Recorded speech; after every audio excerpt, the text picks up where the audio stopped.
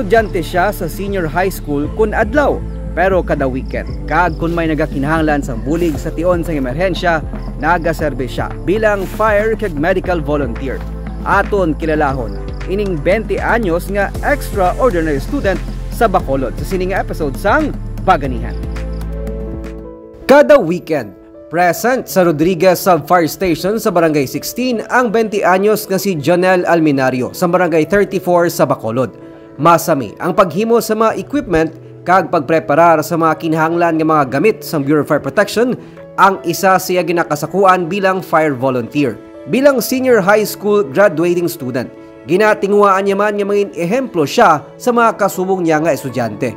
Ginapasiguro niya man nga wala siya sang absent sa klase. Like kung may klase ko, eskwela ko anay. Tapos kung either nampol ko mga busy na kami sa school, wala ko anay kapagita din. Sabado, Domingo, dirigi ko sila. Tapos panalig-nalig ko dahil panilo ko sa mga host daw. Ang napang tinlo kung mga gamobla ang host. Ano namon, tadlong ko lang.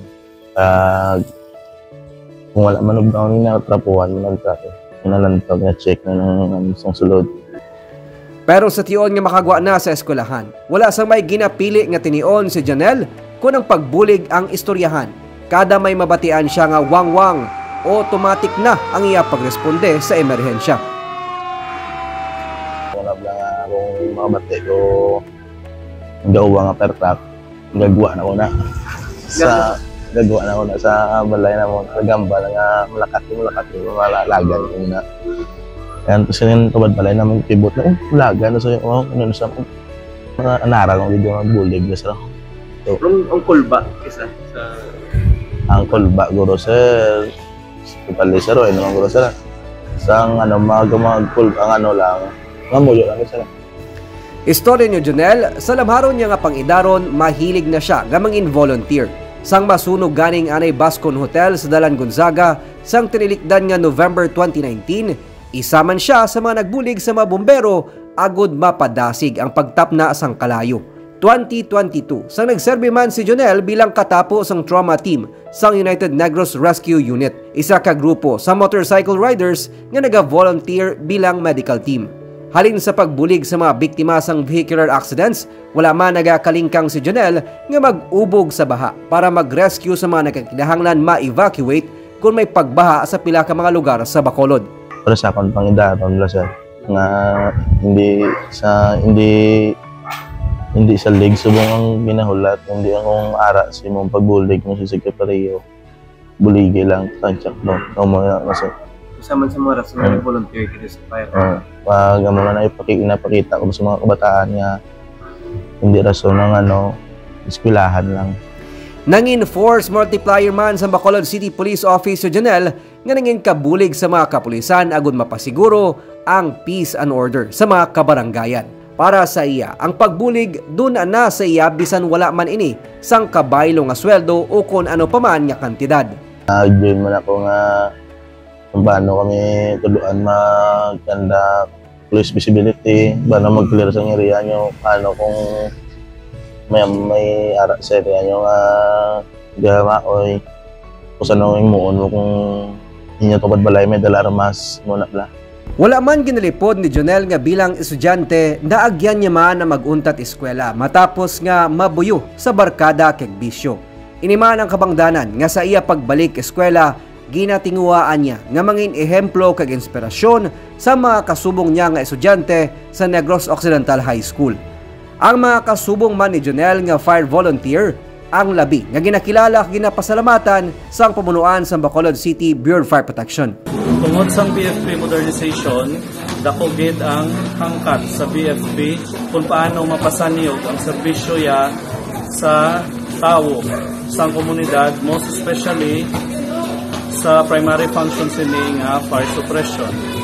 Honestly, ginakulang gate ang BFP sa manpower, especially kadamo na ang ginaprocure ng fire trucks kag gina-activate nga substation. So dako gid ang bulig ang pag-volunteer ni Jonel diri sa Rodriguez Fire Substation kay gina-consider nga fire-prone area ang mga nasakupan sini nga barangays. Ay kumara sa sigidang mudra namon. Dugong pa, kumara sa asosasyon, kasama gid sa matunaan. Tapos sa district, ayan, dumyagin na magbumbero para sa amon.